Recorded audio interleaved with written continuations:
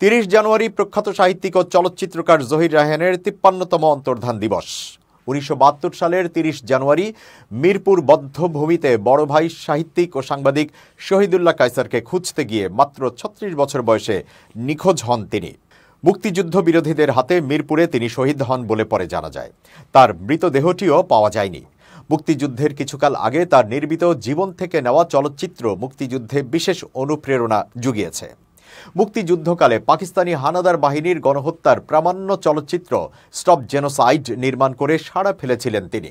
নিগার চলচ্চিত্র পুরস্কার, আদমজী সাহিত্য পুরস্কার এবং বাংলা একাডেমির মরণোত্তর সাহিত্য পুরস্কার সহ অসংখ্য পুরস্কার ও সম্মাননায় ভূষিত হয়েছেন তিনি। জহির রায়হান ১৯৩৫ সালের ১৯ আগস্ট বর্তমান ফেনী জেলার অন্তর্গত মজুপুর গ্রামে জন্মগ্রহণ করেন। তিনি ঢাকা বিশ্ববিদ্যালয় থেকে বাংলায় স্নাতক ডিগ্রি লাভ করেন।